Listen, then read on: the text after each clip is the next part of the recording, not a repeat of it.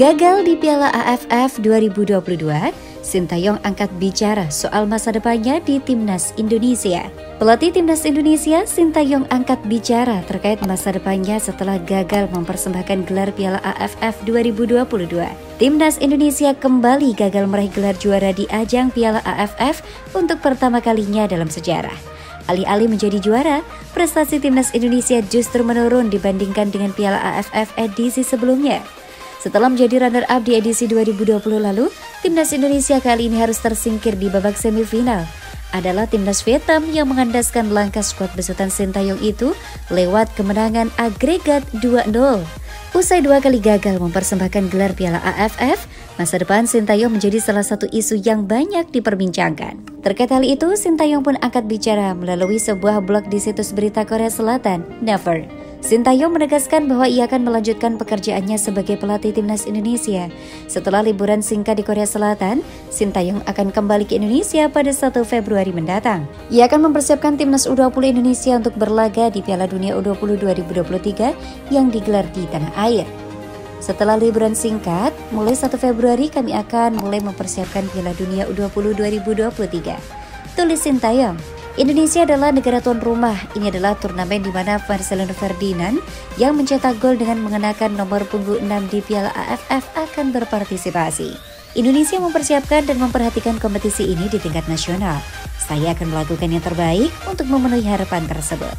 Tambahnya, lebih lanjut, Sintayong bercerita bahwa dirinya selalu merinding setiap mendengar namanya diteriakan oleh supporter Indonesia. Indonesia luar biasa, saya tidak pernah mendengar nama pelatih diteriakan saat bermain sepak bola. Tulis Sintayong. Keinginan untuk membalas dukungan mereka semakin tumbuh, tidak ada penggemar seperti ini dimanapun. PSSI juga mengirimkan kepercayaan yang tak tergoyahkan. Lanjutnya, meski begitu, Sintayong tetap menyampaikan permintaan maaf karena gagal membalas semua dukungan dengan gelar juara.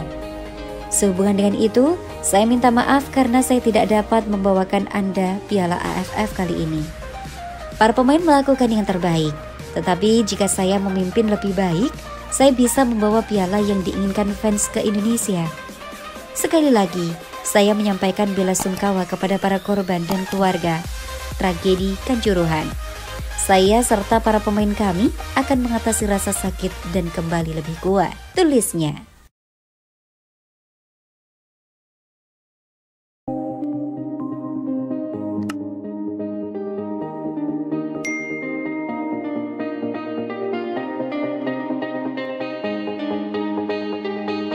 Tiga pemain naturalisasi Timnas Indonesia U20 diprediksi gabung skuad Sintayong di Piala Asia 2023. Jelang bergulirnya Piala Asia 2023, Sintayong diprediksi akan memasukkan nama-nama pemain naturalisasi.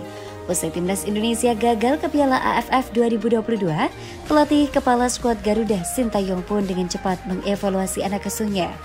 Melansir dari superbowl.id, Sintayong pun diprediksi akan beberapa pemain naturalisasi seperti Sandy Walsh, Sean Pittenema, dan 3 pemain naturalisasi Timnas U20 Indonesia, Justin Hubner, Ivar Jenner, dan Rafael Struijk.